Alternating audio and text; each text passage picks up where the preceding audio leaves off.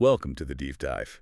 Our mission, as always, is to cut through the noise, look at the sources you send us, and really pull out what matters. And today we're going somewhere pretty specific. Kudathai, a village in Kerala, India. Yeah, it sounds idyllic, lush greenery, quiet streets, just total normalcy. Exactly, which makes what actually happened there over, 14 years? Utterly chilling. We're diving into the story of Jolly Joseph. Hmm. Our sources paint this picture of someone everyone admired. Oh, absolutely. The perfect wife, the dutiful daughter-in-law. But behind that... Behind that facade, she was systematically killing off her family members, 6 of them. 6. Yeah. Over 14 years. And that's the core of it, isn't it? The paradox. How does this soft-spoken widow, this trusted figure, pull off 6 murders for property, money, this idea of a better life? And nobody catches on for so long. It all comes down to trust and the way each death was explained away. Right. Masked as something else. Every single time. A heart attack here, natural causes there, maybe an accident later on. It's the sequence, the lack of suspicion early on that let it continue. That's key. Okay, so let's get into the timeline. It starts quite subtly, doesn't it, back in 2002? It does. The first victim is her mother-in-law, Anama Thomas. The matriarch. The matriarch, yeah. Removing her seems foundational to Jolly gaining control within the household. So, August 2002, Anama collapses right after breakfast. Suddenly... And the local doctors... Well, you have an elderly woman, a sudden collapse. They ruled it a heart attack, which, without deep forensics, seemed plausible. But it wasn't a heart attack. Our sources are clear on this. This was Jolly's first use of cyanide. Yes, administered in that breakfast. And the choice of poison, cyanide, is quite telling, isn't it? Why cyanide specifically? What made it work for her? Well, in that kind of domestic, non-suspicious setting, it's almost perfect in a horrifying way. It's tasteless, it acts fast. And the symptoms. The vomiting, the collapse. It looks a lot like a sudden cardiac event, especially if no one's looking for poison, unless you run very specific tests, which you wouldn't, not without suspicion.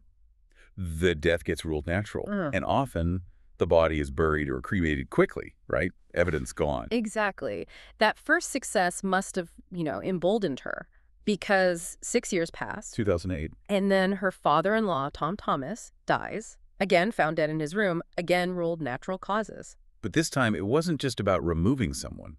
The motive seems to shift, or expand maybe, towards actual gain. That's right. Because after his death, there's this sudden financial angle that pops up. Our sources really highlight this. The fake will. The fake will, yeah. Suddenly, Jolly is the heir to the family home, the property. That's a huge escalation. So how did that fly? How was this forgery just accepted? Didn't other family members raise an eyebrow? You'd think so, but this is where that facade, that image she built was just incredibly powerful, lethal, really. Because everyone's grieving. They're grieving, they're focused on the loss, not on paperwork.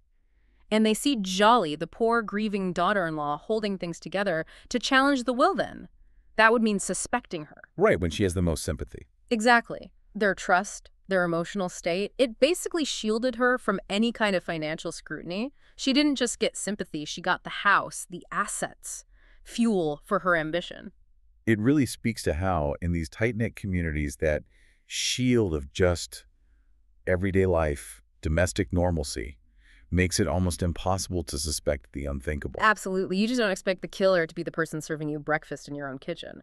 That assumption protected her, even when property deeds were changing hands. The camouflage was perfect. Then things really accelerate. 2011, her own husband, Roy Thomas. This one feels different. Not primarily about property, it seems, but about silencing someone. Someone getting too close. It looks like it. Sources suggest Ray was starting to question things. Her strange behavior, maybe some inconsistencies, like her claim to be a college lecturer. Which was a complete lie, right? Yeah, a total fabrication. So his questions were becoming a threat to her whole constructed identity. He had to go. And his death was violent. Vomiting, collapse after dinner, cyanide again in his food. Yes, but this time she couldn't just rely on natural causes. He was younger, the collapse was sudden, witnessed, it looked different. So she had to manage the scene. She did. This is where you see her actively manipulating things, pouring alcohol near the body, trying to make it look like suicide, maybe linked to depression or drinking. Crafting a narrative. Exactly, supplying a ready-made explanation for the police. It shows an evolution in her thinking, anticipating how it might be investigated. And did it work? Did the police buy the suicide story, or was it just her reputation again? Well, the staging plus her reputation as the grieving widow, Hmm. it seemed to work, at least locally. The initial post-mortem did find poison traces. Oh, so they knew. They knew about the poison, yes, but because she pushed the suicide narrative so hard, it was interpreted as him taking it himself. Oh, I see. So they didn't ask who gave it to him or why the widow was pushing suicide so strongly. Apparently, not strongly enough. The investigation didn't go deeper at that point. She successfully deflected, removed the immediate threat to her freedom. Okay, this is where, for me, it takes an even darker turn. Because now she's free, her husband's gone, and her focus shifts. Completely, towards a new relationship. An obsession, really, with a relative by marriage, Shaju Zacharias. And to get him, she decides she needs to clear the path, meaning his family. His existing family, yes. It's a whole new, calculated campaign of elimination, targeting a different branch of the family entirely. So first target in this new phase. Shaju's father, Matthew Manthra, this is 2014, Jolly visits Shaju's home, offers Matthew a glass of water. And he dies. Heart attack again. Ruled a heart attack. She's repeating the method, confident it will work again, even in a different household. The mask is holding. But then, 2 years later, 2016, this is just horrific. She targets a child. Shaju's 2-year-old daughter, Alphine. A 2-year-old. Yeah.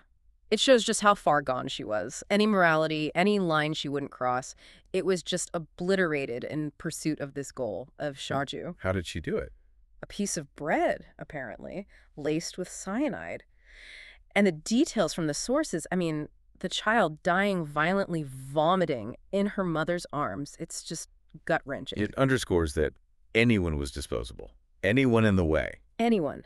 Age, innocence didn't matter. If they were an obstacle between her and Shaju, they were a target. And incredibly, that wasn't even the end of it for that family branch. Alphine's death was, what, a stepping stone? It seems so. The final barrier was Alphine's mother, Silly Shaju. Shaju's wife. Exactly. Just months after her daughter's death, Jolly goes with Silly to a dental appointment. At the clinic, another glass of water. Cyanide again. Cyanide again. Silly collapses, dies shortly after. The pattern is just chillingly clear by now, looking back. From maybe removing an initial obstacle to financial gain to silencing a threat to systematically wiping out an entire family unit for a relationship. It's an absolutely terrifying progression. So 6 people dead, 14 years. One person connects them all. But the facade, incredibly, held for so long, it had to break eventually, right? It did. By 2019, the sheer number of deaths, the pattern, it just became too much to ignore, even with all the trust. What was the trigger? What finally made someone act? It came from within the family. Roy Thomas's uncle. He was the one who apparently just couldn't shake it anymore. He connected the dots. He saw the pattern. The undeniable pattern, every single death.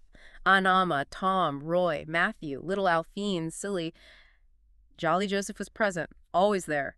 That realization, finally, was enough. He went to the police. Yes.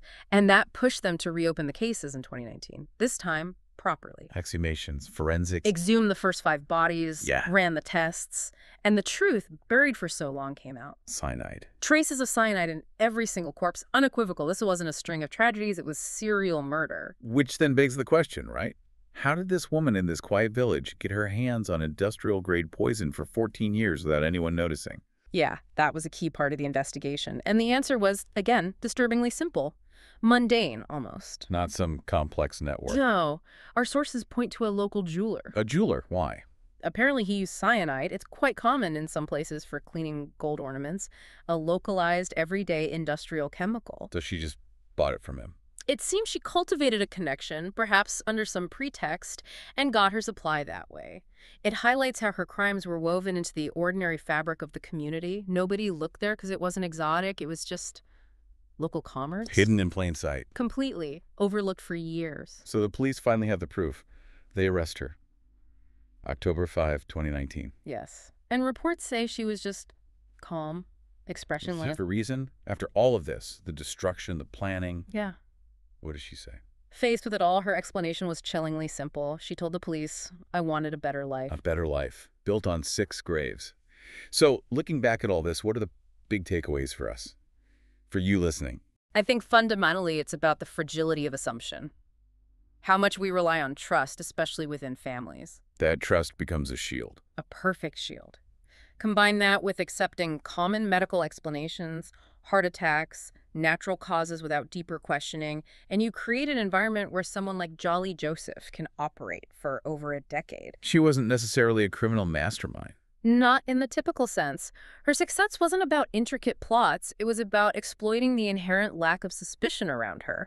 Nobody was critically looking at the cluster of deaths surrounding this one seemingly ordinary woman. Until it was almost too late. They saw individual tragedies, not a pattern. Exactly. That power of trust, it was the biggest enabler. It really forces you to think, doesn't it? Evil doesn't always wear a scary mask. Sometimes it comes with a smile. Or a cup of tea. Or a glass of water, yeah. It also makes you think about investigative limitations, in places where maybe advanced forensics aren't immediately available or standard procedure. The truth only came out because a family member wouldn't let it go. Pattern recognition, pure and simple. Not because of initial police work. Not initially, no. So she said you wanted a better life. We keep coming back to that. But when you look at what she actually did, Yeah. the forgery, the staging, killing a 2-year-old child, what on earth does better even mean in that context? What kind of horrifying, twisted definition of better justifies that? What's the real cost when ambition like that meets absolute, unquestioning trust from the people closest to you? That is, yeah. That's the question she leaves us with, isn't it? It really is a deeply unsettling one. Something to definitely think about. Thank you for joining us for this deep dive. We'll see you next time.